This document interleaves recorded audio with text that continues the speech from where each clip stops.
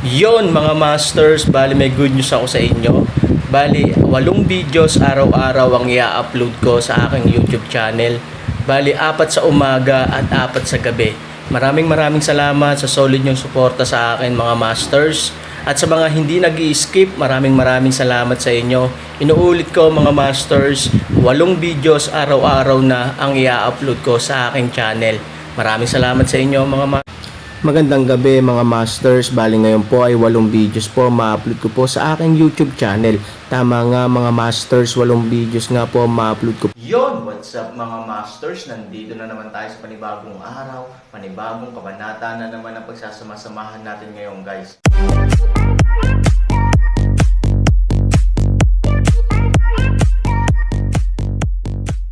Bali mga masters, kung bago ka pa lang po sa aking YouTube channel, please click the subscribe button, lalong-lalo na po yung notification bell guys, para maging connected pa rin tayo sa isa't isa at maging updated kayo sa mga susunod ko pang video.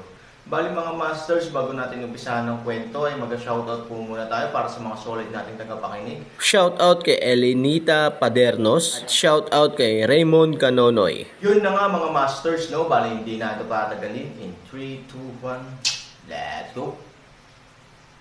Mga master, 8 video na ang mapapakinggan nyo everyday, 4 sa umaga at 4 sa gabi. Salamat mga master. Taglamig. Paano mo ipapaliwanag ang mga prutas sa tag-init na ito? Gaya ng nakikita mo, ang mga ito ay napakasariwang prutas, na hindi pinipitas at iniimbak noong nakaraang taon, sagot ni Wang Siman. Oo, kung winter dito, tingnan mo lahat ng tao dito. Summer ang mga damit nila. Sumimangot din si Chin Ching Feng. Naaalala mo ba kung ano ang lagay ng panahon noong una tayong makalabas sa bitek ng batong iyon? Aaron. Sumimangot si Wang Siman, noong una akong pumasok, bagamat may mga berdeng bundok, berdeng tubig at maliwanag na sikat ng araw, ang mga nakapaligid na bundok ay natatakpan pa rin ng nyebe. Tumanggaw si Aaron, tama, kaya ang panahon dito ay maaari lamang maging taglamig, at iyon ang dahilan kung bakit nakakaramdam ka ng lamig sa mga damit na ito. Pero sila, napatingin si Xiao Tao sa lahat ng dumadaan, lahat sila ay nakasuot ng summer na damit. Hindi ba sila nilalamig? Sinabi ni Aaron, syempre, hindi sila malamig. Sa katunayan, kapag pumasok ako sa nayong ito, kakaiba ang pakiramdam ko. Gayunpaman, wala akong masasabing kakaiba sa loob ng ilang sandali at kalahati, hanggang sa gin-icing ako ni Miss Wang ng isang salita. Kakaibang sinabi ni Wang Siman, gigisingan kita. Hindi niya alam kung aling pangungusap ang nagpaalala sa Aaron. Sa oras na ito, kakaiba ang tingin niya sa Aaron. Ngumiti si Aaron, oo, mga damit. Ang aming mga damit ay ibang-iba sa kanila. Sinasabi sa amin ng sentido komon na tila kami ay kakaiba, ngunit ang aming katawan ay tapat na nagsasabi sa amin na sila ay kakaiba. Kaya, sino ang mas kakaiba? Panipi, o, ano kaya kakaiba sa kanya? I'm so weird. Nanlumo si Wang Siman. Oo, 3,000. Anong problema, sabi mo? Tumingin si Aaron sa 3 tao at dahan-daang sinabi, sa katunayan, wala sa amin ang nagulat, dahil kami at sila ay mga tao ng dalawang mundo. Ang mga salitang ito, 3 tao ang naguguluhan, ano ang tinatawag na 2 tao sa mundo? Na-curious ka, no? Tumikim ang 3 sisiw sa kanin at tumango. Well, mamayang gabi, malalaman natin ang sagot. Mahiwagang ngumiti si Aaron. Pagkatapos, hindi alintana ang 3 tao na nasa parehong lugar, tumayo siya at bumalik sa inn. Pagbalik nila sa inn, inilock ni Aaron ang pinto. Wala silang choice kundi bumalik sa bawat kwarto at maghintay. Pagsapit ng takip silim, bumukas ang pinto ng Aaron. Sa oras na ito, narinig ng 3 ang balita, nagmamadaling lumabas ng kanilang silid at tumakbo sa pintuan ng Aaron. Kinawayan ni Han Sanchen ang kanyang kamay at sinenyasan silang pumasok sa kanyang silid.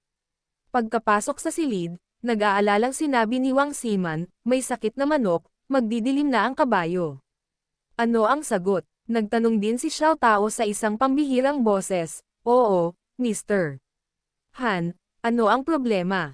Hindi nagsalita si Aaron. Pagkabukas ng pinto, humiga siya sa kama at pumikit. Si Aaron don't speak, Wang Siman muttered, hindi ba dapat wala kang alam, sa misteryong ito? Sa pamamagitan nito, Si Wang Ziman ay lihim na tumingin sa Aaron, sinusubukang tingnan kung may anumang reaksyon ang Aaron, ngunit sa kanyang pagkabigo at inis, ang Aaron ay wala pa ring paggalaw. This damn guy, ayaw mo ba ng mantika at asin?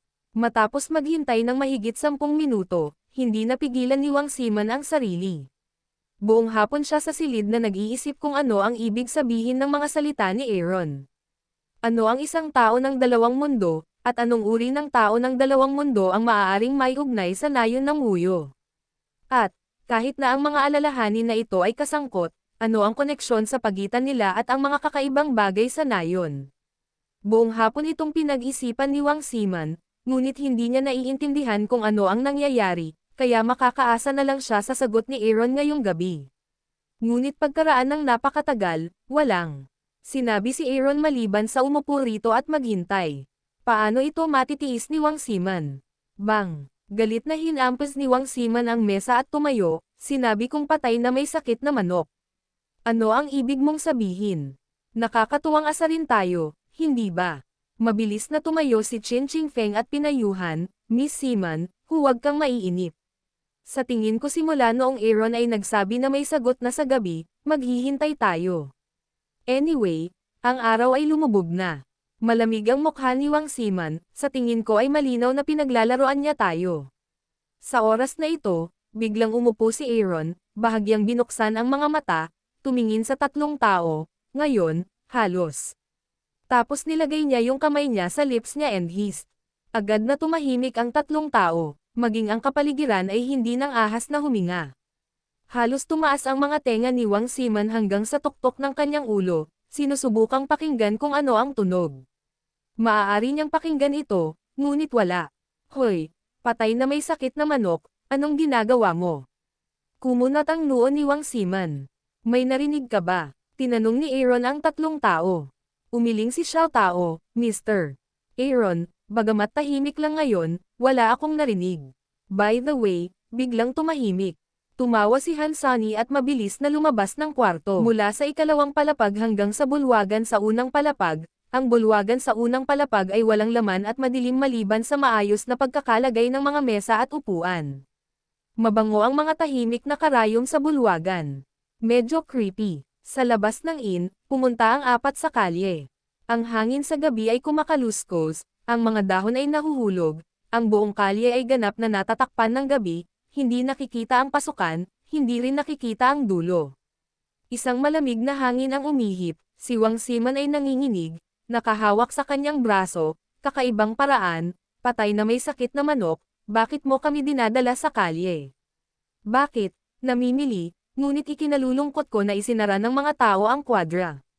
Bilasan natin. Pabalik. Nagyayelo. Ngumiti si Han Sunny. Pagkatapos ay pumunta siya sa pintuan ng isang pamilya at tumingin kay Wang Ziman.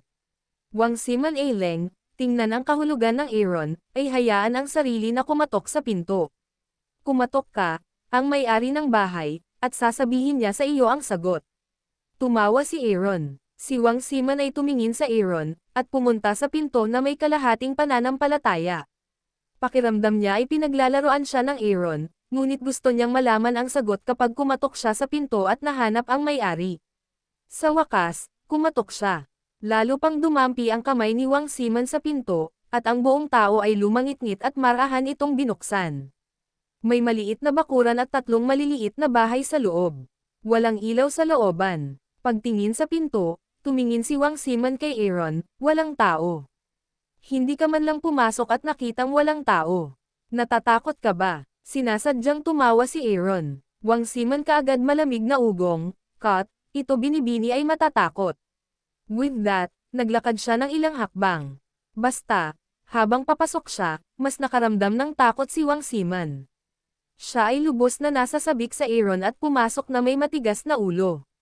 Habang naglalakad siya, mas natatakot siya. Tahimik ang bakuran kaya natakot ang mga tahimik. Sa katunayan, isa rin siyang monghe. Theoretically, hindi siya takot sa multo, pero kahit papaano, pagdating niya sa lugar na ito, lagi niyang nararamdaman na walang laman ang puso niya. Sa wakas, tumayo si Wang Ziman sa harap ng tatlong bahay ng mahabang panahon. Sa wakas, pumikit siya at diretsyong kumatok sa pinto. Gayunpaman, Tulad ng pintuan sa labas, ang pintuan sa loob ay hindi nakalock. Pagkahawak niya ay bumukas ang pinto. Kahit sino. Sumigaw si Wang Siman, pagkatapos ay tumalikod at naglakad pabalik. Sa pintuan, bumalik ang mukha ni Wang Siman sa dating pagmamataas at sinabi kay Aaron, walang sinuman. Tumanggo si Aaron, kinuha ang 3 tao upang tumalikod at pumunta sa susunod na silid, at muling tumingin kay Wang Siman. Ako ulit. Itinuro ni Wang Siman ang kanyang sarili sa pagtataka. I tell you, dead sick chicken, mas mabuting huwag mo nang paglaruan si Miss Ben, kung hindi, matabyunan ka. Galit na ininom ni Wang Siman ang isang pangungusap, sa huling karanasan, sa pagkakataong ito, si Wang Siman ay mas matapang, at dirdiretsong naglakad patungo sa loob, wala pang ilang sandali, lumabas siya, umiling-iling, wala pa ring tao. Mayroong ilang mga silid na konektado, ngunit ang resulta ay halos kapareho ng sa unang silid. Ang pinto ay hindi nakalock at bumukas sa sandaling ito ay kumatok, ngunit walang tao sa silid. Nang matapos suriin ni Wang Siman ang huling silid, hindi niya napigilan. Galit niyang pinandilatan si Aaron. Sa sobrang galit niya ay inilagay niya ang kanyang mga kamay sa kanyang baywang, patay na may sakit na manok, sinasabi ko sa iyo, huwag masyadong lumayo. May hangganan ang aking pagpaparaya. Ilang silid ang hinayaan mong hanapin ko sa isang gabi. Sinabi mo na may sagot sa bawat silid. Tuldok, Wang Siman Aileng, ang sagot, anong? Sagot, kakaibang sinabi ni Chin Ching Feng sa oras na ito. Aaron, ito ay masyadong kakaiba. Bakit walang tao sa bawat silid? Karaniwan, walang tao sa kalye. Dapat ay umuwi na sila, ngunit bakit walang tao sa bawat silid? Panipi, sabi ni Aaron, ito ang inaasahan ko, sumama ka sa akin sa isang lugar, at malalaman mo kung bakit walang tao sa silid. Nang marinig ito ni Wang Siman, nagngangalit siya, Aaron, ano ang gagawin mo? Hindi siya pinansin ni Han Sanchen at dinala sila sa pinakaloob na bahagi ng nayon. Nang huminto sila sa harap ng isang malaking gusali, hindi agad naintindihan ni Wang Siman, Han Sanchen, mamamatay ka na.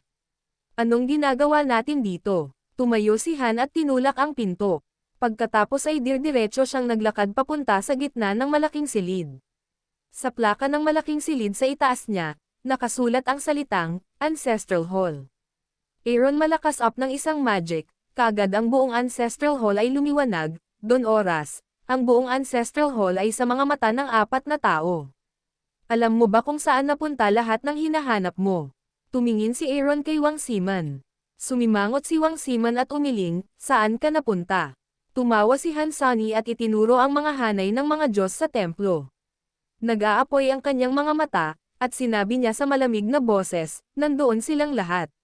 Nang marinig ang mga salita ni Aaron, tumingin si Wang Siman ng mabangis. Nagulat ang buong tao at napatingin sa mga siksik na Diyos sa takot. For a time, tuluyan na siyang natahimik. Sila. Siya. Patay silang lahat. Yun na nga mga masters, no? Bali panibagong kabanata na naman yung natapos natin ngayong gabi. Muli, maraming salamat po